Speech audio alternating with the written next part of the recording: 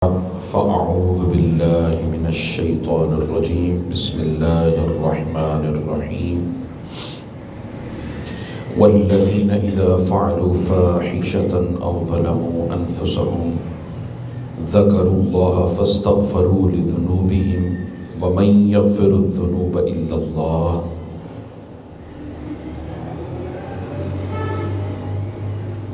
صدق الله مولانا العظيم إن الله وملائكته يصلون على النبي يا أيها الذين آمنوا صلوا عليه وسلموا تسليما الصلاة والسلام عليك يا سيدي يا رسول الله وعلى آلك وأصحابك يا سيدي يا حبيب الله الصلاة والسلام عليك يا سيدي يا نبي الله وعلى آلك وأصحابك يا سيدي يا خاتم النبيين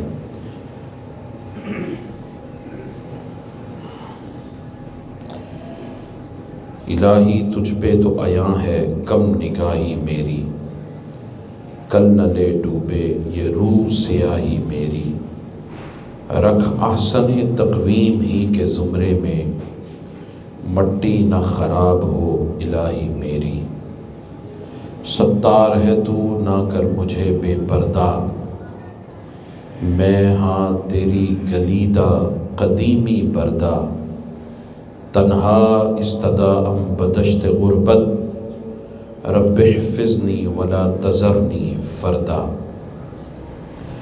عالم پہ صدا کا راج رکھنے والے عزت کا سروں پہ تاج رکھنے والے بے لاج ہوں میری لاج ہے تیرے ہاتھ رکھ لے میری لاج اے لاج رکھنے والے الہی تڑپنے بھڑکنے کی توفیق دے دل مرتضیٰ سوز صدیق دے۔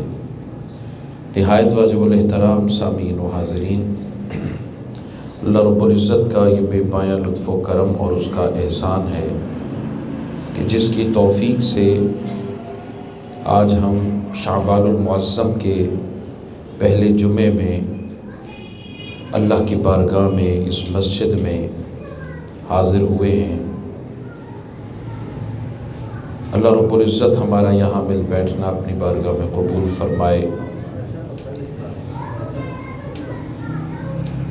شعبان المعظم کا مہینہ ایسا مہینہ ہے کہ جس کے بارے میں حضور صلی اللہ تعالیٰ علیہ وسلم نے فرمایا یہ میرا مہینہ ہے اور رمضان اللہ کا مہینہ ہے۔ حضور صلی اللہ تعالیٰ علیہ وسلم رمضان کے علاوہ سب سے زیادہ عبادت اسی مہینے میں کیا کرتے تھے اور اس کے اول میں اور اس کے آخر میں روزے بھی رکھا کرتے تھے، اور اس کے روزوں کی بھی بڑی فضیلت ہے۔ خصوصی طور پر شعبان المعظم کی جو 15ویں شب ہے اس میں جاگنا ساری رات کے لیے، اس کی بارگاہ میں کھڑے ہونا اور دن میں روزہ رکھنا، یہ حدیث پاک سے ثابت ہے اور اس کا بہت بڑا اجر ہے۔ کچھ لوگ یہ کہتے ہیں کہ شعبان المعظم میں روزے نہیں رکھنے چاہیے، کچھ لوگوں کا یہ خیال ہے۔ یہ اس وجہ سے ہے کہ وہ لوگ کہ جو جسمانی طور پر کمزور ہوتے ہیں، بوڑھے لوگ ہوتے ہیں یا صحت کے اعتبار سے کوئی بیماری لاحق ہوتی ہے، اور وہ رمضان المبارک کے جو روزے فرض کیے گئے ہیں وہ چاہتے ہیں کہ وہ 30 روزے یا 29 روزے اللہ کی بارگاہ میں صحت یابی میں گزاریں، تو ایسے لوگوں کے لیے پھر شعبان المعظم میں روزے رکھنا مناسب نہیں ہے، ان کی صحت کی وجہ سے، کہ اگر صحت اجازت دیتی ہے، جیسے جوان لوگ ہیں، اب وہ یہ کہیں کہ میں روزے اس وجہ سے رکھوں گا کہ رمضان المبارک میں مجھے عادت ہو جائے گی، تو رمضان المبارک میں پھر وہ اچانک سے روزے رکھے گا تو بعض اوقات ایسا ہوتا ہے کہ اسے عادت نہیں ہوتی، تو شروع میں اسے تھوڑی سی تکلیف محسوس ہوتی ہے، اس کے جسم کو بھوک محسوس ہوتی ہے، گرمی کی شدت ہے تو پیاس محسوس ہوتی ہے، تو لہٰذا رمضان المبارک میں روزے جو فرض ہیں ان سے کہ کہیں ان میں کوتاہی نہ ہو جائے، کہیں کوئی روزہ چھٹ نہ جائے، کہیں میں بیمار نہ پڑ جاؤں، اس وجہ سے وہ شعبان المعظم میں پھر روزے رکھنے سے تھوڑا سا اجتناب کر لیں۔ ادروائز وہ شخص کہ جو صحت مند ہے اسے چاہیے کہ وہ کثرت سے روزے رکھے، بلکہ پورے سال کے اندر پیر کے دن حضور صلی اللہ تعالیٰ علیہ وسلم روزہ رکھتے تھے۔ اولیاء کرام کا ایک معمول تھا کہ وہ ہر پیر اور ہر جمعرات کو روزہ رکھتے تھے، اور اس کی فضیلت بھی بہت ہے، نفلی روزوں کا ویسے ہی بہت اجر و ثواب ہے، لیکن یہ بھی یاد رکھ لیں کہ رمضان المبارک کا ایک روزہ اگر چھٹ گیا تو ساری زندگی، صرف ایک رمضان نہیں، ساری زندگی اگر وہ روزے رکھتا رہے، روزوں میں گزار دے ساری زندگی، وہ ایک رمضان المبارک کا چھوڑا ہوا روزہ اس کا بدلہ نہیں چکا سکتا۔ یہ رمضان المبارک کے روزوں کی یہ اہمیت ہے۔ جب حج پہ جاتے ہیں نا تو حج کے لیے آپ کو ایک خاص جگہ ہوتی ہے، وہاں پہ آپ کو ٹھہرا دیا جاتا ہے، تو حج سے کچھ دن پہلے لوگوں کو یہ کہا جاتا ہے، اعلان ہوتا ہے، اپنے اپنے جو لوگوں کے گروپس ہوتے ہیں، جن گروپس کے تحت وہ گئے ہوتے ہیں وہاں پہ، تو ان کو کہا جاتا ہے کہ اب 3 دن اب آپ نے حرم میں نہیں جانا۔ تو بھئی حرم میں کیوں نہیں جانا؟ اللہ نے منع کیا ہے، اللہ کے رسول نے منع کیا؟ نہیں، یہ وجہ نہیں ہوتی۔ وہ منع اس وجہ سے کرتے ہیں کہ آپ وہ جو لاہور سے نکلے اور یہاں پہنچے تو آئے کس مقصد کے لیے؟ ایک بڑا فریضہ ادا کرنے کے لیے۔ اب عمرہ جو ہے وہ نفلی عبادت ہے، فرض نہیں ہے، وہ کیا ہے؟ نفلی عبادت ہے۔ تو عمرہ جو نفلی عبادت ہے، ایک بار آئے، آپ نے کر لیا، اب آپ ہوٹل میں ٹھہریں، اب آپ انتظار کریں کہ حج کے ایام کب شروع ہوتے ہیں، تو اب اس لیے کہ آپ آئے ہیں حج کا فریضہ ادا کرنے کے لیے۔ تو بہت سارے لوگ وہ یہی سمجھتے ہیں کہ شاید پتہ نہیں ہمیں پابند کر دیا گیا ہے، وہ پابند نہیں کیا گیا ہوتا، بلکہ آپ کی اپنی صحت کے لیے، آپ کی تندرستی کے لیے، آپ کی ہیلتھ کے لیے، تاکہ آپ کہیں حج میں بیمار نہ ہو جائیں۔ وہ جو آپ نے منا میں رہنا ہے 3 دن، وہ جو آپ نے عرفات میں رہنا ہے، وہ جو آپ مزدلفہ میں رات گزارنی ہے، وہ پھر منا میں آئیں گے، پھر آپ نے طواف زیارت کرنا ہے۔ وہ جو سٹرگل ہے، وہ سٹرگل اتنی زیادہ ہے کہ آپ اگر اپنی صحت کا خیال رکھتے ہوئے وہ کریں گے تو آپ کے اندر عبادت کا ذوق بھی پیدا ہوگا۔ صحت یاب جو ہوں گے تو صحت یابی ہوگی تو عبادت کا ذوق آئے گا نا، تو صحت یاب ہوں گے، عبادت کا ذوق آئے گا، عبادت کا ذوق آئے گا، پھر دل چاہے گا میں مچل مچل کر اللہ کی بارگاہ میں، کہیں سجدہ ہے تو سجدہ ریز ہو جاؤں، کہیں قیام کی حالت ہے تو میں سب سے پہلے کھڑا ہوں، عرفات کا میدان ہے تو تلاش کروں کہ وہ مقام کہاں ہے جہاں میرے مصطفیٰ کھڑے ہو کر اللہ سے مانگتے تھے، وہ مزدلفہ وہ مقام کہاں ہے جہاں انبیاء کے قدمین لگے ہیں، وہ منا میں وہ کون سی جگہ ہے جہاں پر میرے آقا کریم صلی اللہ تعالیٰ علیہ وسلم کا بھی گزر ہوتا ہوگا۔ تو پھر طواف زیارت، اس وقت کعبہ چمک رہا ہوتا ہے، دھمک رہا ہوتا ہے، اور اس کی شعائیں آپ کے قلب کو منور کر رہی ہوتی ہیں۔ اس وقت کعبہ نکھرا ہوا آپ کے سامنے آتا، آپ کا جی چاہتا ہی نہیں کہ دنیا کی لذتیں کوئی دینا چاہے، آپ کہتے ہیں خدا کی قسم کعبے کی ایک جھلک دے دو، دنیا کی ساری لذتیں قربان کر۔ حج کے بعد کعبہ ایسا نکھرا ہوا ہوتا ہے، چمک رہا ہوتا ہے، دھمک رہا ہوتا ہے، اس کے اندر سے انوار و تجلیات، بھئی ظاہری بات ہے نا، انوار و تجلیات تو اسی کے لیے ہوں گی نا جس کا دل ان انوار و تجلیات کو جذب کرے گا، اور جس کا دھیان پیچھے ہے، جس کا دھیان کاروبار میں ہوگا، جس کا دھیان پیچھے بیوی بچوں میں ہوگا، جس کا دھیان دنیا کی الفتوں اور لذتوں میں ہوگا، اس کا دھیان تو کعبے کے انوار کو سمیٹ ہی نہیں رہا۔ تو کعبے کے پھر اس کے بعد جب کعبہ دیکھ لیتے ہیں تو کعبہ تو دیکھ چکے، اب کعبے کا بھی کعبہ دیکھو، پھر روضہ رسول کو دیکھتے ہیں، پھر مدینہ طیبہ کو دیکھتے ہیں، پھر اس کے انوار و تجلیات کو دیکھتے ہیں، اس کی رونقیں دیکھتے ہیں، پھر بارگاہ مصطفیٰ میں سلام عرض کرتے ہیں، آپ کے دل میں آواز سنائی دیتی ہے، اے میرے امتی، حج کرایا ہے اب ہماری بارگاہ میں، ہم نے تیرے سلام کو بھی قبول کیا۔ پھر اس قبولیت کے آپ کو اشارے بھی ملتے ہیں، آپ کو پتہ چلتا ہے ہاں میں نے حج کیا ہے، میں سرکار کی بارگاہ میں آیا ہوں، اب سرکار نے میرا سلام بھی سنا ہے اور سرکار جواب بھی دیتے ہیں۔ تو یہ سارے معاملات جو ہوتے ہیں انسان کے، رمضان المبارک میں جب روزے آتے ہیں تو پھر شعبان میں وہ لوگ، وہ جوان کہ جو پورا سال روزے نہیں رکھتے، ان کو چاہیے کہ وہ کم از کم ہر مہینے میں پیر کے روز تو رکھا کریں نا، مہینے میں ایک روزہ تو رکھ لیا کریں، جمعرات کا ایک روزہ رکھ لیا کریں۔ تو اس کے علاوہ آپ پھر دیکھیں کہ بھئی کوئی ایام ایسے آتے ہیں تو ایام میں نفلی روزہ رکھ لیں۔ بھئی نفلی روزہ رکھنا تو ویسے ہی ثواب کا کام ہے، اس سے تو کسی نے منع ہی نہیں کیا۔ جب منع ہی نہیں کیا تو پھر جب حضور نے منع نہیں کیا کسی روزے رکھنے سے تو پھر باہر کا بندہ کون ہوتا ہے اس کو منع کرنے والا؟ تو لہٰذا آپ روزوں کی جو ایک عادت ہے وہ اپنائیں، عادت اپنائیں۔ اس کے بعد جب رمضان آتا ہے تو پھر آپ کو تکلیف نہیں ہوتی، بلکہ رمضان کے بعد جو شوال کے 6 روزے ہوتے ہیں عید کے بعد کے، وہ بھی ایسے روزے ہیں کہ جیسے آپ نے سارا سال روزے ہی رکھے ہیں۔ یعنی شوال کے 6 روزے ہمیں اب رمضان میں تو عادت ہو گئی، اب وہی موسم ہے، وہی وقت ہے افطار کا، وہی سحر کا ہے، تو پھر کیا تکلیف ہوتی ہے ہمیں کہ ہم 6 روزے بھی رکھ لیں، میرے مصطفیٰ نے رکھے۔ تو پھر ہمیں کیا ہوتا ہے؟ اب حج کے دنوں میں بھی ایسا ہوتا ہے، جب آپ کرتے ہیں نا رمی کرتے ہیں، شیطان کو پتھر مارتے ہیں، تو تیسرے چوتھے دن عموماً لوگ پھر کہتے ہیں اب حج تو پورا ہو گیا، اب ضرورت نہیں ہے، مگر حضور صلی اللہ تعالیٰ علیہ وسلم اس رات بھی وہاں ٹھہرتے تھے۔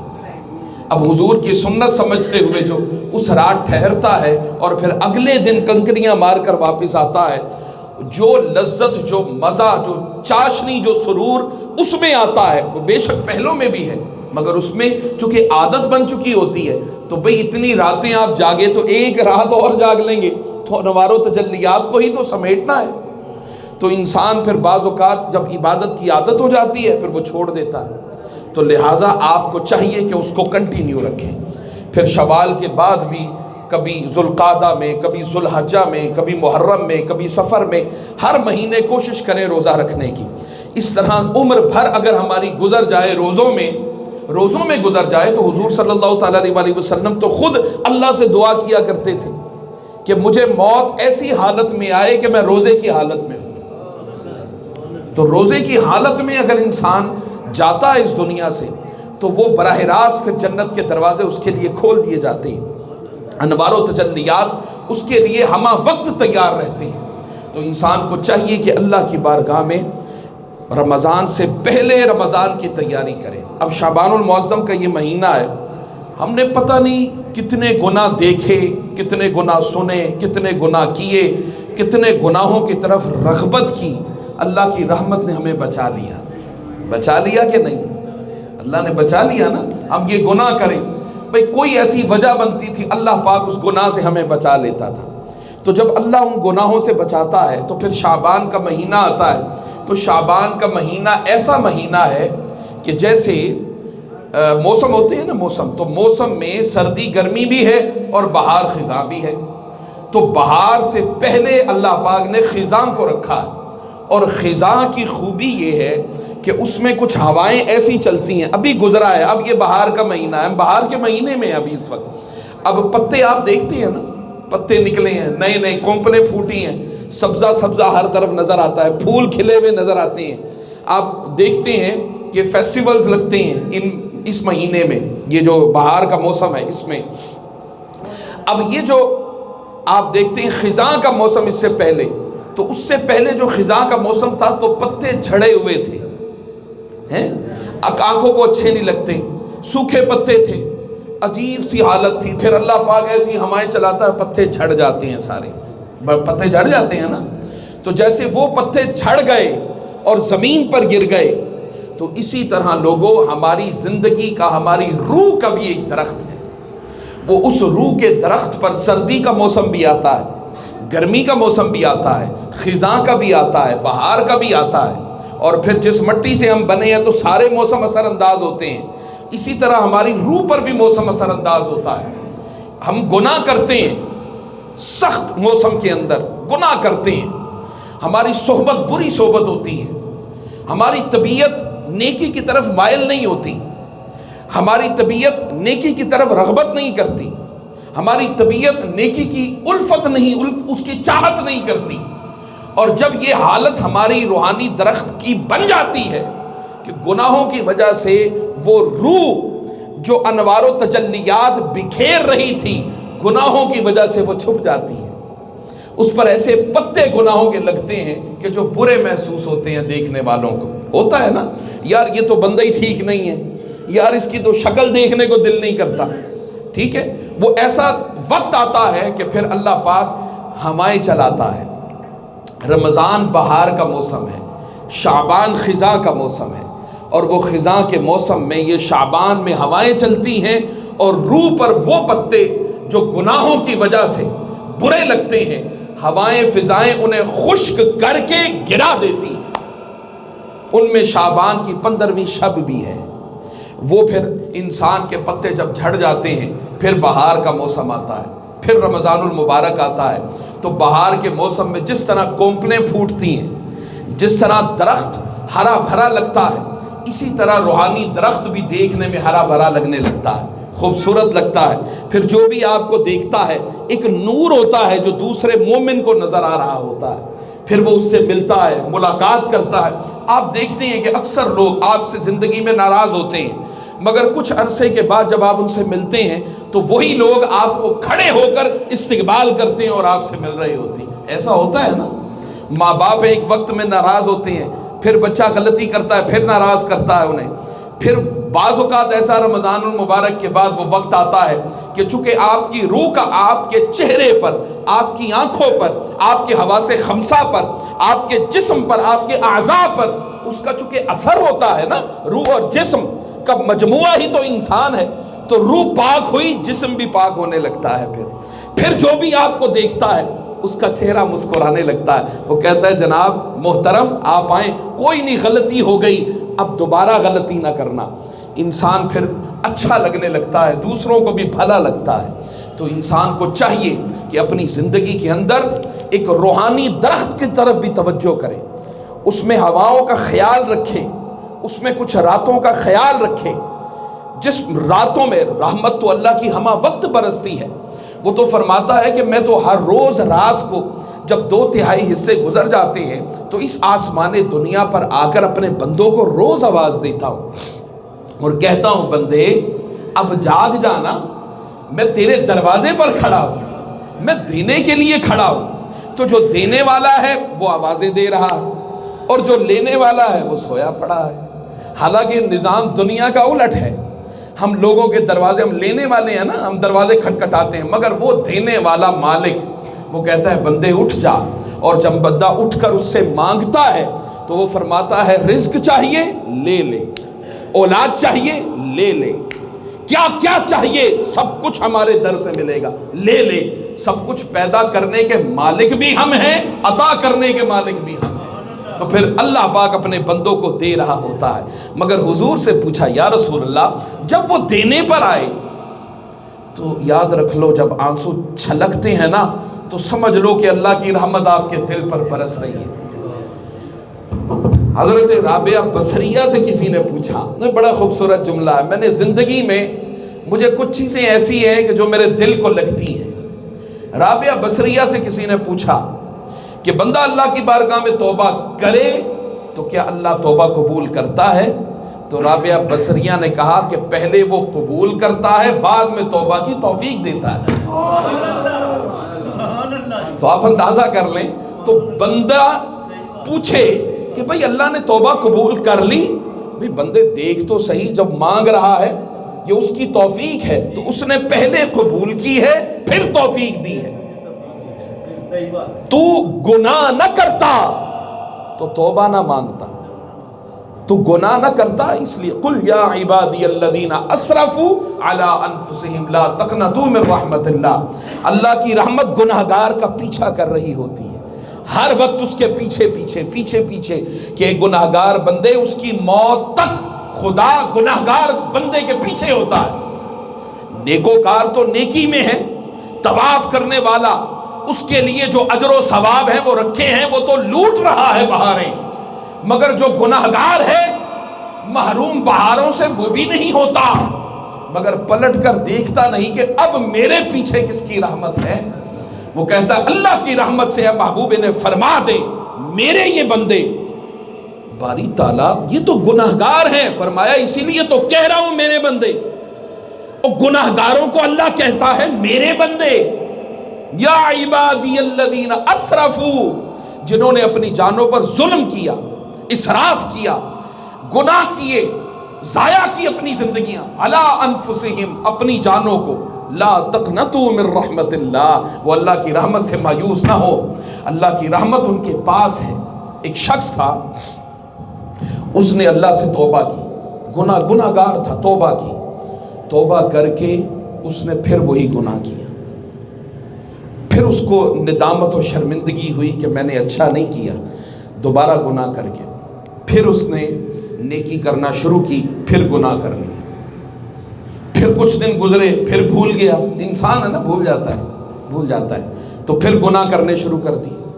پھر اسے خیال آیا نہیں یار اس کو جواب دینا ہے، قبر میں جانا ہے۔ جب قبر کا خوف، آخرت کا خوف اس کے دل میں آیا، اس نے کہا نہیں باری تعالیٰ اب نہیں دوبارہ گناہ کرتا، مہربانی کر دینا، معاف کر دے۔ ابھی 7 بار ہوا، مگر پھر بھول گیا، بندہ ہے نا، پھر بھول گیا، پھر گناہ کر بیٹھا، پھر گناہوں میں لت پت زندگی گزارنے لگا، پھر مایوس ہوا اپنی زندگی سے، پھر اس نے کہا نہیں پھر اللہ کی بارگاہ میں جاتا ہوں، پھر توبہ کی، اللہ نے پھر معاف کر دیا، حتیٰ کہ 70 مرتبہ اس نے توبہ کی اور 70 مرتبہ توبہ توڑ دی۔ اب جب توڑ دی 70ویں مرتبہ، اب ایک کونے میں آرام سے بیٹھ کر گوشہ نشین ہو گیا اور رونا شروع کر دیا۔ دن گزرے، ہفتے گزرے، مہینے گزرے، سال گزر گئے، مگر وہ بندہ اللہ کی بارگاہ میں روتا رہا، نہ گناہ کیا نہ توبہ کی، مگر گناہوں پر نادم تھا، گناہوں پر شرمندہ تھا۔ اسے پتا تھا 70 مرتبہ اللہ کی بارگاہ میں توبہ کا دروازہ کھٹکھٹایا، اس نے کبھی بھی مجھ پر یہ دروازہ بند نہیں کیا، ایسا نہ ہو 71ویں مرتبہ کھٹکھٹاؤں اور مجھ پر بند ہو جائے۔ بس یہ خیال اس کے من میں آیا تو اس نے اپنے من میں جھانکا تو کہا باری تعالیٰ اب آؤں گا، ہو سکتا ہے توبہ کا دروازہ میرے لیے بند ہو جائے تو میں کیا کروں گا۔ بس وہ ایک دن عالم استغراق میں بیٹھا، گناہوں پر نادم، شرمندہ، گناہگار شخص جس نے 70 مرتبہ توبہ کی، توڑ دی، بیٹھا ہے، پتہ نہیں اب وہ دروازہ کھولے یا بند کر دے مجھ پر۔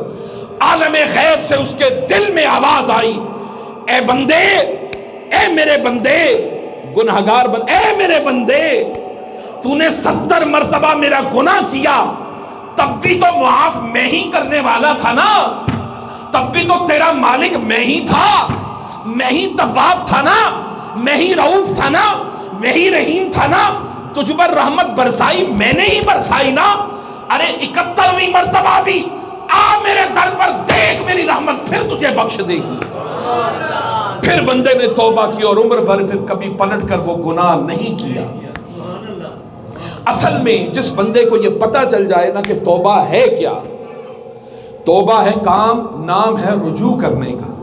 حضور داتا گنج بخش علی بن عثمان الحجویری رحمۃ اللہ تعالی علیہ فرماتے ہیں کہ توبہ کا مطلب ہے رجوع، رجوع یا راجع، کہ بندہ جب توبہ کرتا ہے تو توبہ کا مطلب یہ ہے لوٹ آنا۔ وہ لوٹا، وہ اللہ کی بارگاہ میں نادم ہوا، وہ شرمندہ ہوا، وہ شرمندگی، وہ ندامت، وہ احساس ندامت اور بندگی، وہ کس میں ہے؟ شرمندگی میں۔ وہ شرمندگی پیدا ہوئی، آقا نے فرمایا الندم توبۃ۔ حضور سے پوچھا نا یا رسول اللہ یہ توبہ کیا ہے؟ فرمایا ندامت ہی توبہ ہے۔ جس کے دل میں گناہ کیا، اچھا حضور نے فرمایا ندامت ہی توبہ ہے۔ اچھا ندامت ہوتی کب ہے؟ ندامت ہوتی کب ہے؟ ایک بندہ ہے روز مسجد آ رہا ہے، نماز پڑھ رہا ہے جا رہا ہے، نماز پڑھ رہا ہے جا رہا ہے، نماز پڑھ رہا ہے، ایسا ہی ہے نا۔ اب ندامت کب آئے گی؟ گناہ کرنے سے، گناہ کرنے سے۔ جب وہ گناہ کرتا ہے تو گناہ کرنے سے ایک احساس پیدا ہوتا ہے کہ میں نے اللہ کا گناہ کیا ہے، اس کی نافرمانی کی ہے، اس کا حکم تھا بندے کر، میں نے نہیں کیا، اس کا حکم تھا، نہیں تھی اس کی کہ اے بندے یہ نہ کر، میں نے کیا، تو اب میں اس کی بارگاہ میں نادم ہوں، اس کی بارگاہ میں شرمندہ ہوں۔ حدیث قدسی کے الفاظ ہیں، میرے آقا کریم صلی اللہ تعالیٰ علیہ وسلم نے فرمایا، اے میرے حبیب ان سے فرما دیجئے کہ اس کائنات میں بڑے عبادت گزار ہیں، بڑے سجدہ گزار ہیں، بڑے اطاعت گزار ہیں، اگر کائنات کی ساری مخلوق میری عبادت، میرے سجدوں اور میری اطاعت میں مصروف ہو جائے اور کوئی گناہگار باقی نہ بچے، تو مجھے اپنی عزت کی قسم مخلوق بدل کر ایک ایسی مخلوق لے آؤں گا جس میں گناہگار بھی ہوں گے، خطاکار بھی ہوں گے۔ عرض کیا باری تعالیٰ تو ایسا کیوں کرے گا؟ فرمایا مجھے عبادت گزاروں کی عبادت، سجدہ گزاروں کے سجود اور اطاعت گزاروں کی اطاعتیں وہ اتنا خوش نہیں کرتی جتنا گناہگار گناہ کرنے کے بعد میری بارگاہ میں گر کر روتا ہے اور تڑپ کر مجھ سے معافی مانگتا ہے۔ مجھے اپنی عزت کی قسم، مجھے گناہگاروں کے آنسو عبادت گزاروں کے سجدوں سے زیادہ عزیز ہے۔ اسی لیے اقبال نے کہا نا، الہی تڑپنے پھڑکنے کی توفیق دے، دل مرتضیٰ سوز صدیق دے۔ یہ جو تڑپنے پھڑکنے سے ملتا ہے، یہ رونے دھونے سے ملتا ہے، وہ کسی اور شے میں نہیں ملتا۔ فرمایا حضور صلی اللہ تعالیٰ علیہ وسلم نے کہ دو قطرے ایسے ہیں جو اللہ کو دنیا و ما فیہا میں ہر شے سے زیادہ عزیز تر ہے۔ وہ کون سے قطرے ہیں؟ فرمایا قطرۃ الدموع من خشیت اللہ و قطرۃ الدم تہراق فی سبیل اللہ۔ فرمایا ایک قطرہ وہ ہے کہ جب شہید اللہ کی بارگاہ میں اپنی جان کا نذرانہ دینے کے لیے میدان جہاد میں اترتا ہے اور دشمن کی تلوار اس کی گردن کو چیر کے رکھ دیتی ہے، تو فرمایا وہ قطرہ وہ جب بھڑک کر اور فوارہ اس کا نکلتا ہے اور نکل کر جب زمین کو تر کرتا ہے، فرمایا ابھی وہ زمین پر قطرہ پڑتا ہے، اللہ پاک فرشتوں سے کہتا ہے سارے حجابات اٹھا دو اور میرا جلوہ بے نقاب کر دو۔ وہ قطرہ اللہ کو دنیا و ما فیہا میں ہر شے سے عزیز تر ہے۔ اور فرمایا وہ قطرہ قطرۃ الدموع من خشیت اللہ، اور وہ دوسرا قطرہ کہ جو اللہ کے خوف میں، اس کی خشیت میں، اس کی محبت میں، اس کی بارگاہ میں توبہ، اس کی بارگاہ میں ندامت، اس کی بارگاہ میں شرمندگی میں جو بہہ کر زمین کو تر کر دیتا ہے، فرمایا وہ قطرہ اللہ پاک کو دنیا و ما فیہا میں کائنات میں ہر شے سے عزیز تر ہے۔ الہی تجھ پہ تو آیا ہے کم نگاہی میری، کل نہ لے ڈوبے یہ روح سیاہی میری، رکھ احسن تقویم ہی کے زمرے میں، لقد خلقنا الانسان فی احسن تقویم، رکھ احسن تقویم ہی کے زمرے میں، مٹی نہ خراب ہو الہی میری۔ باری تعالیٰ جب قبر میں جاؤں نا تو ہوں تو تیرا بندہ نا، ہوں تو گناہگار، ہے تو تیرا ہی بندہ باری تعالیٰ، تو نے اپنے ہاتھوں سے ہی بنایا ہے نا، تو نے اپنے ہاتھوں سے ہی سنوارا ہے نا۔ میں دنیا میں آیا، دنیا کی صحبت نے، دنیا کی رغبت نے، دنیا کی الفتوں نے مجھے گھیر کے گندا بندہ بنا دیا، مگر باری تعالیٰ میں تیرا بندہ، میں تیرا بندہ، تو مہربانی فرما دینا، تو بخش دینا، تو نے اتنوں کو بخش دینا ہے، میں بھی تو اتنوں میں سے اتنا سا ہوں، تو اتنے سے کو بھی بخش دے، اتنوں کو، کتنوں کو، جتنوں کو تو نے بخشا، میں تو اتنا ذرہ بھی نہیں باری تعالیٰ، تو پاک ہے نا، تو تو رحیم ہے نا، تو کریم ہے، تو نے وہ 100 کا قاتل تھا، حضرت ابو سعید خدری روایت کرتے ہیں 100 کا قاتل، 100 کو قتل کرنے اس نے 100 افراد کو قتل کیا، مگر باری تعالیٰ تو نے بخش دیا، تو نے بخش دیا۔ میں یہ نہیں کہتا کہ میں بڑا نیکوکار ہوں، میں نے بڑی نمازیں پڑھی ہیں، میں بڑے روزہ دار ہوں، میں بڑا صدقہ اور خیرات اور سخاوت کرنے والا ہوں، باری تعالیٰ یہ سب کچھ ایک طرف صحیح، وہ تو قبول کرے تب بھی تیری مرضی، رد کر دے تیری مرضی، مگر باری تعالیٰ میں تو آیا اس لیے ہوں کہ تیرا بندہ ہوں، میں اور کوئی تعلق لے کر نہیں آیا، کوئی رشتہ تعلق ناتا واسطہ نہیں لے کر آیا، میں ہوں تو खालिक है मैं मखलूक हूँ, तू माबूद है मैं अब्द हूँ, बारी ताला मैं तेरी इबादत करने वाला, तू मतलूब है मैं तालिब हूँ, तू मकसूद है मैंने तेरा इरादा किया है कि अब दोबारा गुनाह नहीं करूँगा। एक शख्स था, उस शख्स ने बड़ा गुनाहगार था, अपने बच्चों को बुलाया और बच्चों से कहा कि बच्चों जब मैं मर जाऊं तो मुझे आग लगा के जला दे, आग लगा के जला देना, और मेरी जो राख होगी ना उसको इकट्ठा करना और हवाओं में यूं फेंक देना, उड़ा देना, ताकि मेरा नामो निशान ही ना बचे। गुनाहगार था, फौत हो गया, कफ़स उनसरी से उसकी रूह परवाज कर गई। बच्चों ने जो उसकी वसीयत थी उसके मुताबिक क्या किया, आग लगा दी, जला दिया। जब राख बन गई तो राख को समेटा, उठाया, जहाँ तेज हवा चल रही थी वहाँ बिखेर दिया। अल्लाह पाक ने फरिश्तों को हुक्म दिया इसकी राख इकट्ठी करो, इसको दोबारा जिस्म मालिक है जो चाहे है कि औकात हमारी क्या है। तुम जिस जिस्म को अकड़ा कर जमीन पर चलते हो वो क्या है तू, वो राख को हुक्म दिया इन्नमा अमरुहु इदा अरादा शैयन अन यकूल लहु कुन फयकून, राख फिर बंदा बन गई। अल्लाह पाक ने कहा फरिश्तों पूछो कि तूने ये अमल क्यों किया, जबकि अल्लाह को ये पसंद नहीं है कि बंदा जला दे अपने आप को या किसी को जला दे, ये पसंद नहीं, राख उड़ा दे। पूछा बंदे तूने ये अमल क्यों किया, क्यों किया ये अमल। तो उस बंदे ने कहा बारी ताला मैं डर गया था हिसाब किताब से, तेरी बारगाह में खड़े होने से। जब मैं मरने लगा तो मैंने पीछे पलट कर देखा कि नेकी कोई नहीं है, बदियां ही बदियां, गंदगी ही गंदगी नजर आ रही थी। जब कुछ ना था मेरे पल्ले तो मैंने कहा अब हालत तो बहुत बुरी होगी, मेरी हालत तो बहुत खराब होगी। उस पाक अरफा वाला अकबर उसकी बारगाह में मैं खड़ा हूंगा, मेरी औकात क्या है। लिहाजा मैंने कहा, सोचा अपने तई अपनी समझ के मुताबिक कि चलो ऐसा क्यों नहीं हो जाता कि मैं उसके सामने खड़ा ही नहीं होता, मुझसे सवाल जवाब ही ना हो, हिसाब किताब ही ना हो। लिहाजा मैंने अपने तई ये समझा कि अगर मुझे जला दिया जाए और राख बनाकर उड़ा दिया जाए तो फिर मुझे दोबारा जिस्म तो दिया नहीं जाएगा, दोबारा तो मैं बंदे जिस्मानी हालत में बोल नहीं सकूंगा। तो लिहाजा मैंने अपनी अकल के मुताबिक ये समझा, मगर बारी ताला मैं तुझसे डर गया था, तुझसे खड़े होने से खौफजदा था। अल्लाह पाक ने फरमाया फरिश्तों इसको बख्श दो, ओए होए होए होए, फरिश्तों बख्श दो, रहमत हक बहाना मी जोयत, रहमत हक बहाना मी जोयत। वो बहाने तलाश करती है, था तो गुनहगार मगर रब्बे कायनात ने उसको बख्श दिया। अब हदीस पाक में आता है उससे, हालांकि ऐसा तो नहीं है कि अल्लाह की बारगाह में जलाकर राख बना दी, अच्छा अमल तो नहीं है, काफिरों का अमल है।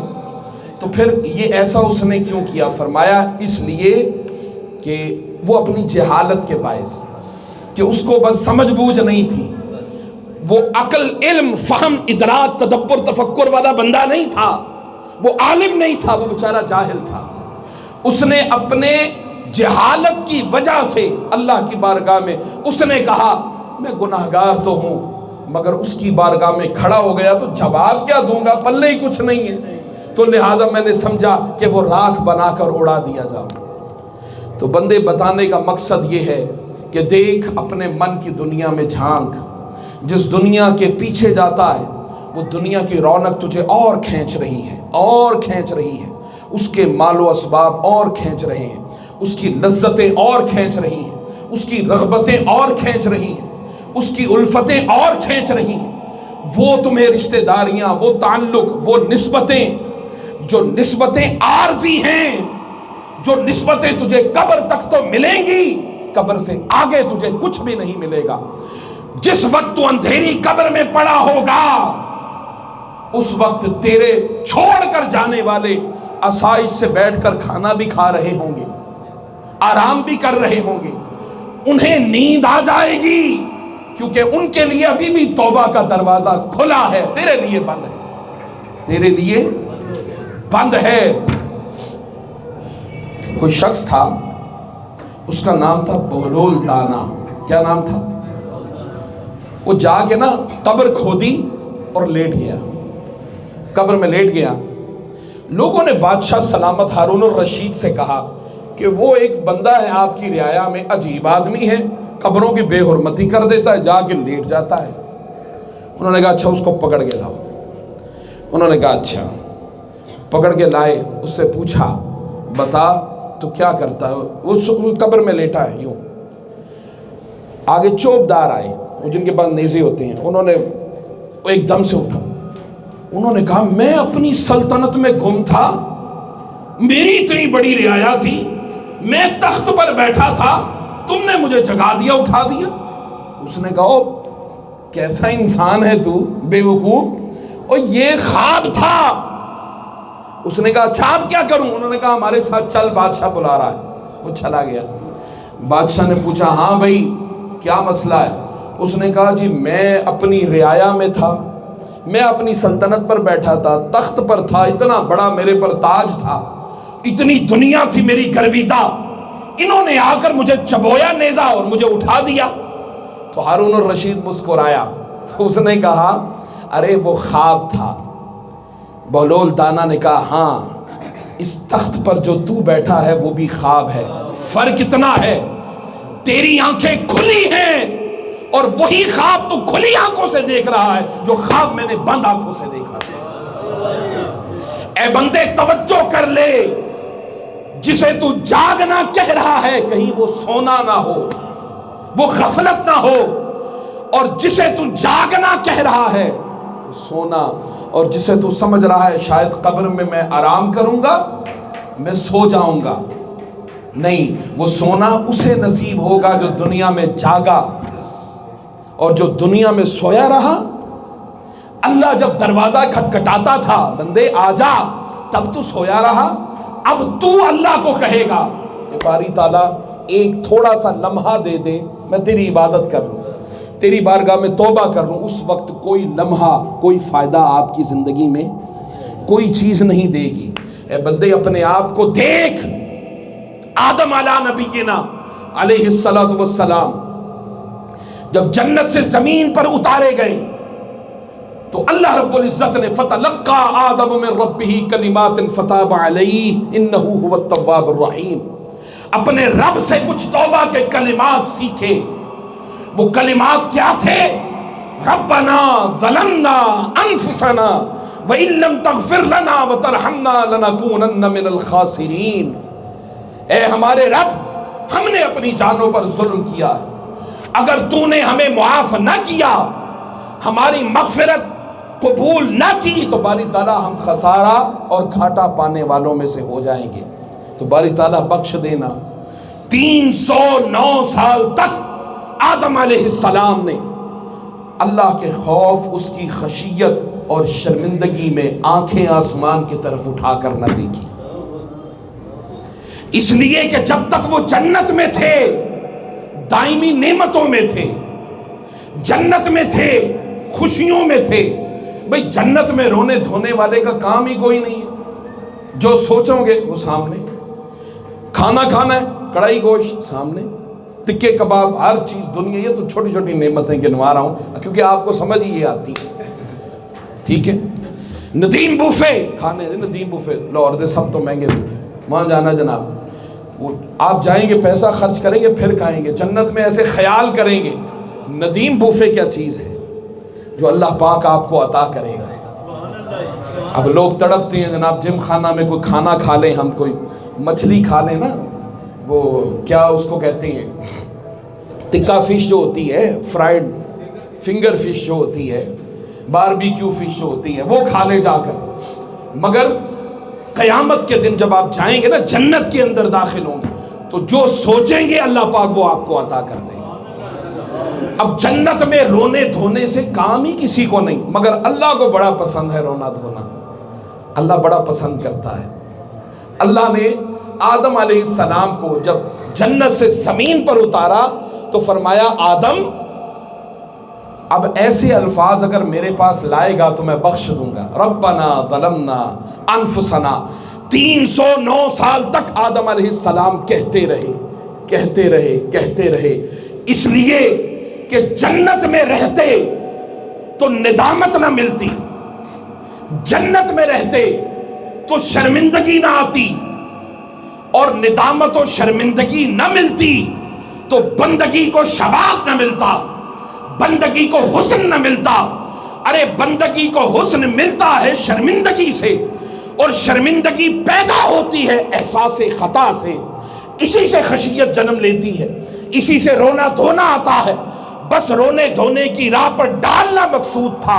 309 سال تک آدم علیہ السلام روتے رہے. 309 سال بعد اچانک آسمان پر نگاہ اٹھائی، لا الہ الا اللہ محمد الرسول اللہ کا کلمہ لکھا نظر آیا. عرض کرنے لگے اس محمد کے طفیل بخش دے. وَلَوْ أَنَّهُمْ إِذْ ظَلَمُوا أَنفُسَهُمْ جَاءُوكَ فَاسْتَغْفَرُوا اللَّهَ وَاسْتَغْفَرَ لَهُمُ الرَّسُولُ لَوَجَدُوا اللَّهَ تَوَّابًا رَحِيمًا. اس محمد کے صدقے اسی کے طفیل بخش دینا. رب نے یہ نہیں دیکھا 309 سال تک، فرمایا اچھا بس دیر سے صحیح، خیال تو ڈال دیا نا، خود ہی ڈال دیا. اب دو راستے ہیں، ایک ہے وسیلہ مصطفیٰ، وہ بھی سکھا دیا امت کو، اور ایک ساتھ میں ندامت و شرمندگی اور رونا دھونا. اے بندے تیری زندگی میں دونوں ہوں، ندامت بھی ہو، شرمندگی بھی ہو، اور ساتھ میں وسیلہ محبوب بھی ہو. ما کان اللہ لیعذبہم وانت فیہم وما کان اللہ معذبہم وہم مستغفرون. ایک طرف فرمایا محبوب خدا کی یہ شان نہیں کہ ان کو عذاب دیں کہ آپ بھی ہو اور خدا کا عذاب بھی آئے. وہاں نبی کھڑے ہوتے، نبیوں کے سامنے قومیں اڑا دی جاتی. فرمایا محبوب ان میں آپ ہیں، رب حیا کرتا ہے عذاب نہیں کرتا. ایک یہ بھی دھیان ادھر بھی رہے، اور ساتھ آگے فرمایا وما کان اللہ معذبہم وہم مستغفرون. اور جب تک ان لوگوں کے اندر توبہ کرنے والے، استغفار کرنے والے، اللہ کی بارگاہ میں ندامت و شرمندگی کے ساتھ جھکنے والے جب تک موجود ہیں، فرمایا خدا کا عذاب نہیں آ سکتا. دونوں چیزیں. آقا نے فرمایا میں ہر روز 100 مرتبہ اللہ کی بارگاہ میں توبہ کرتا ہوں. یا رسول اللہ آپ کو تو ضرورت نہیں، تو امت کو سکھانا بھی ہے نا. اللہ کی بارگاہ میں کیسے رہو؟ 100 مرتبہ استغفار کرو. لوگ کہتے ہیں یار دعائیں تو بڑی کرتے ہیں قبول نہیں ہوتی. ہاں اللہ کی بارگاہ میں استغفار بھی کرو. اب استغفار یہ نہیں تسبیح پر استغفر اللہ استغفر اللہ استغفر اللہ استغفر اللہ ربی من کل ذنب واتوب الیہ استغفر اللہ ربی من کل ذنب واتوب الیہ.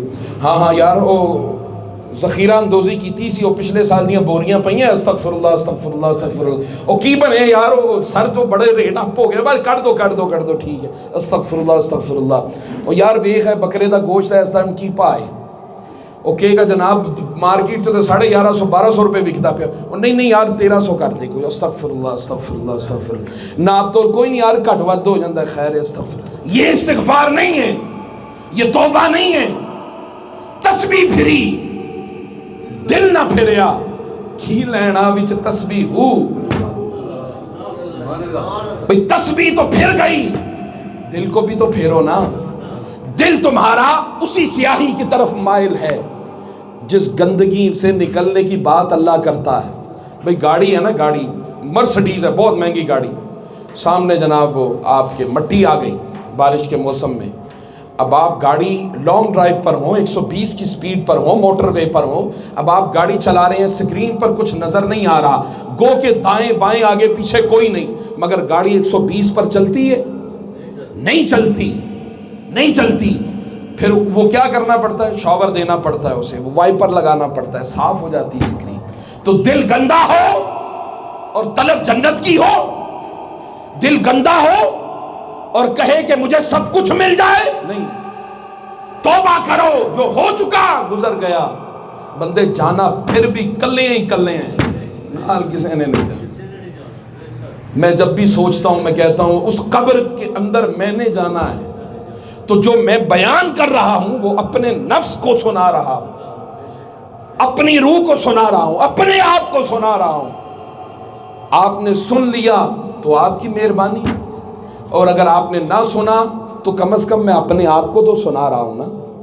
اپنی تو اصلاح بندہ کرتا ہے نا، تو اس اصلاح کے لیے بندہ ہر وقت کوشاں رہے، اس کی بارگاہ میں سجدہ ریز رہے اور اللہ سے پر امید رہے، اللہ سے، اور زندگیاں ایسی گزارے کہ جیسی سیدنا عمر فاروق نے گزاری، جیسی سیدنا ابو بکر صدیق نے گزاری، اور وہ یوں کہتے کہ باری تعالیٰ کچی اینٹ اٹھا کر کاش میری ماں نے مجھے جنا ہی نہ ہوتا، پیدا ہی نہ ہوتا، اور اگر پیدا ہو بھی جاتا تو باری تعالیٰ اینٹ ہوتا، اور مسجد کی اینٹ ہوتا، وہ گندی عمارت کی مسجد کی اینٹ ہوتا، تاکہ حساب کتاب نہ ہوتا۔ یہ وہ ہیں کہ جن کو حضور نے فرمایا ابو بکر جنتی، عمر جنتی، عثمان جنتی، علی جنتی، زبیر، طلحہ یہ جنتی، عائشہ جنتی، فاطمہ یہ سب جنتی ہیں۔ تو کبھی ان جنتیوں کے اعمال بھی دیکھیں، کبھی ان کی زندگی سے عبادت منقطع نہیں ہوئی، کوشاں رہے، تگ و دو کرتے رہے، جد و جہد کرتے رہے۔ لہٰذا اے بندے وَإِذَا فَعَلُوا فَاحِشَةً أَوْ ظَلَمُوا أَنفُسَهُمْ ذَكَرُوا اللَّهَ فَاسْتَغْفَرُوا لِذُنُوبِهِمْ وَمَنْ يَغْفِرُ الذُّنُوبَ إِلَّا اللَّهُ وَلَمْ يُصِرُّوا عَلَى مَا فَعَلُوا وَهُمْ يَعْلَمُونَ۔ اور جب وہ لوگ اپنی جانوں پر ظلم کر بیٹھتی ہیں، کوئی فحش کام کا ارتکاب کر بیٹھتی ہیں، وَإِذَا فَعَلُوا فَاحِشَةً فحش کام کر بیٹھتی ہیں، أَوْ ظَلَمُوا أَنفُسَهُمْ یا اپنی جانوں پر ظلم کر بیٹھتی ہیں، فاستغفر اللہ پھر اللہ سے وہ معافی مانگتے ہیں، پھر اللہ سے معافی مانگتے ہیں اور گناہوں کی طلب کرتے، باری تعالیٰ گناہ کیے ہیں معاف کر دے، ذکر اللہ فاستغفروا لذنوب اللہ کا ذکر بھی کرتے ہیں، معافی مانگتے ہیں۔ وَمَنْ يَغْفِرُ الذُّنُوبَ إِلَّا اللَّهُ اللہ کہتا ہے اللہ کے سوا کون ہے تمہیں بخشنے والا؟ التائب من الذنب کمن لا ذنب لہ، گناہوں سے توبہ کرنے والا ایسا ہی ہے جیسے اس نے گناہ کیا ہی نہیں، جیسے اس نے گناہ۔ لوگوں انشاءاللہ آئندہ جمعۃ المبارک ہم شعبان المعظم کی چونکہ 15ویں شب بھی آ رہی ہے تو اس حوالے سے انشاءاللہ گفتگو کریں گے۔ ابھی بھی بنیادی طور پر مقصد تو یہی تھا کہ کچھ ہوائیں ایسی چلائیں کہ کم از کم ہمارا ذہن بن جائے، تو ذہن بن جائے ہمارا اگلا شعبان المعظم کی 15ویں شب تک۔ اس درمیان میں اگر اللہ توفیق دے نوجوان حضرات روزہ رکھنا چاہیں تو وہ پیر کا روزہ ضرور رکھیں۔ میں یہ نہیں کہتا کہ وہ فرض ہے یا واجب ہے، مگر نفلی روزہ ہے تاکہ رمضان المبارک میں ہمیں عادت ہو سکے۔ تو شعبان المعظم کی 15ویں شب ہے، اس میں جاگیں، یہ حدیث سے ثابت ہے۔